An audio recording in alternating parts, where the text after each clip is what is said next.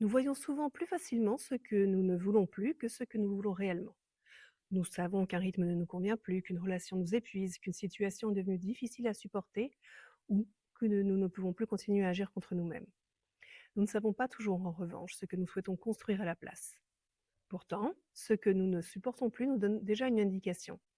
Cela nous révèle souvent ce qui est devenu essentiel pour nous. Derrière notre épuisement, il peut y avoir notre santé. Derrière les conflits incessants, notre besoin de paix. Derrière ce que nous avons trop longtemps accepté, notre dignité ou le respect de nous-mêmes. Derrière un emploi qui occupe toute notre vie, notre temps et la place que nous voulons accorder à notre vie personnelle. Lors de l'étape précédente, nous avons repris ce qui avait émergé depuis le début de cette traversée. Nous l'avons passé une nouvelle fois au tamis afin de distinguer ce qui avait perdu de son poids de ce qui restait présent et devenait plus clair. Aujourd'hui, nous allons partir de ce qui s'est confirmé. Nous allons décider de la place que cet essentiel occupera désormais dans notre vie. C'est cela poser une intention. Une intention naît de ce qui nous touche profondément et que nous choisissons consciemment de placer au centre de notre manière de vivre et d'agir. Elle peut d'abord être ressentie avant de pouvoir être formulée. La mettre en mots nous permet de nommer ce que nous voulons désormais préserver, favoriser, apaiser ou transformer, et ce qui guidera les choix que nous ferons ensuite. Une intention peut tenir dans quelques mots. Désormais, je me respecte. Désormais, je protège ma santé. Mon intention est de préserver ma paix intérieure. Désormais, je respecte mon temps et mon énergie. Une intention concerne ce qui dépend de nous. Elle ne décrit pas ce que les autres devraient faire ni la manière dont ils devraient se comporter. Elle exprime ce que nous choisissons, nous, de placer au centre de notre manière de vivre et d'agir. Je veux que les autres me respectent exprime un souhait ou une attente. Ce n'est pas une intention, car sa réalisation dépend du comportement des autres. Nous pouvons, en revanche, poser cette intention. Désormais, je me respecte. Cette intention concerne notre propre positionnement, ce que nous acceptons ou n'acceptons plus, la manière dont nous exprimons nos limites et les choix que nous faisons lorsque celles-ci continuent d'être franchies. Le passage du constat à l'intention peut alors devenir très clair. Le constat peut être « je ne supporte plus les conflits incessants et les prises de tête ». Ce constat nous révèle ce qui est devenu essentiel. La paix de mon esprit n'a pas de prix. L'intention devient « désormais, je préserve ma paix intérieure ». Et cette intention commence déjà à faire apparaître une limite. Je ne reste plus dans un échange lorsque toute possibilité de dialogue a disparu. La situation dans laquelle cet essentiel est apparu n'était peut-être que le premier endroit où il était devenu visible. Une fois posé, notre intention peut concerner plusieurs domaines de notre vie. Si mon intention est de me respecter, elle peut modifier ce que j'accepte dans mon couple, dans mes relations, au travail ou dans les conversations auxquelles je participe. Elle peut également modifier la manière dont j'utilise mon temps et dont je prends soin de moi, de ma santé et de mon corps. Si mon intention est de préserver ma paix intérieure, elle peut changer ma manière de réagir aux provocations, aux conflits répétés, aux demandes incessantes ou aux situations dans lesquelles je dois constamment me justifier. Si mon intention est de protéger ma santé, elle peut m'amener à revoir mon rythme de vie, mon rythme de travail, un engagement, une organisation ou une situation que mon corps ne parvient plus à supporter. Une même action peut d'ailleurs être guidée par des intentions différentes. Deux personnes peuvent quitter leur travail mais ne pas chercher à préserver la même chose. L'une peut partir parce que ce travail est devenu trop physique et que son corps en souffre. Désormais, je protège ma santé physique. Une autre peut partir. Pardon.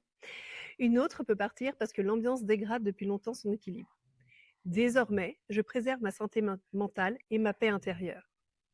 Une troisième peut constater que ce travail absorbe tout son temps et ne lui laisse plus aucune place pour sa vie personnelle. Désormais, je respecte mon temps et ce qui compte le plus pour moi dans ma vie personnelle. L'action envisagée peut être la même. Ce que chacune de ces personnes décide de placer au centre de ses choix est différent. C'est aussi ce qui distingue le souhait, l'intention, la limite, l'objectif et l'action. Le souhait exprime ce que nous aimerions. L'intention nomme ce que nous choisissons consciemment de placer au centre de notre manière de vivre. La limite précise ce que nous ne voulons plus laisser empiéter sur cet essentiel. L'objectif donne une forme précise à ce que nous souhaitons mettre en place. L'action est ce que nous faisons concrètement. Par exemple, j'aimerais avoir davantage de temps pour moi, est un souhait. Désormais, je respecte mon temps et mes besoins de repos, est une intention. Je ne laisse plus systématiquement le travail empiéter sur mes temps de repos, est une limite. Nous réserver un moment dans la semaine qui n'appartiendra pas au travail peut devenir un objectif. Choisir ce moment, l'inscrire dans notre agenda et ne pas consulter nos messages professionnels pendant ce temps seront des actions concrètes. L'intention n'est donc pas encore l'action. Elle est ce qui donnera leur direction aux limites, aux objectifs et aux actions que nous choisirons ensuite. Reprenons maintenant notre carnet. Commençons par 3 respirations afin de revenir à notre corps et à ce qui est présent aujourd'hui. Si nous avons suivi les étapes précédentes, relisons la phrase qui s'est confirmée après notre passage au tamis. Si nous découvrons cette étape aujourd'hui, partons simplement d'une situation devenue difficile à ignorer et demandons-nous ce qu'elle touche de si important en nous. Puis, écrivons. Ce qui s'est confirmé et qui est devenu essentiel pour moi est. À partir de cet essentiel, formulons notre intention. À partir d'aujourd'hui, mon intention est de, ou plus directement, désormais je. Relisons notre attention à voix haute. Est-elle reliée à ce que nous avons réellement constaté? Exprime-t-elle ce que nous choisissons de placer au centre de notre propre manière de vivre ou de ce que nous attendons des autres? Observons également ce que notre corps manifeste lorsque nous prononçons notre phrase. Une intention peut faire apparaître du soulagement, mais elle peut également susciter de la peur lorsque nous pressentons que certaines situations ne pourront plus rester exactement les mêmes.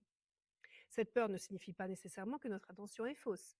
Elle peut simplement nous informer que lui donner une place réelle aura des conséquences, nous demandera de changer certaines habitudes ou de nous positionner autrement. Ne faisons donc ni de l'apaisement une preuve, ni de la peur une contradiction. Prenons en compte ces ressentis, puis mettons-les en regard de tout ce qui s'est confirmé au cours des étapes précédentes. Poursuivons ensuite notre écriture. Pour donner une place réelle à cette intention, la première limite que j'ai besoin de poser est: si notre intention est de respecter notre temps et ce qui compte dans notre vie personnelle, une limite peut être de ne plus laisser systématiquement le travail empiéter sur nos temps de repos ou sur notre week-end. Si notre intention est de préserver notre paix intérieure, une limite peut être de ne plus poursuivre un échange lorsque toute possibilité de dialogue a disparu. Si notre intention est de protéger notre santé, une limite peut être de ne plus accepter une charge ou un rythme que notre corps ne peut durablement supporter.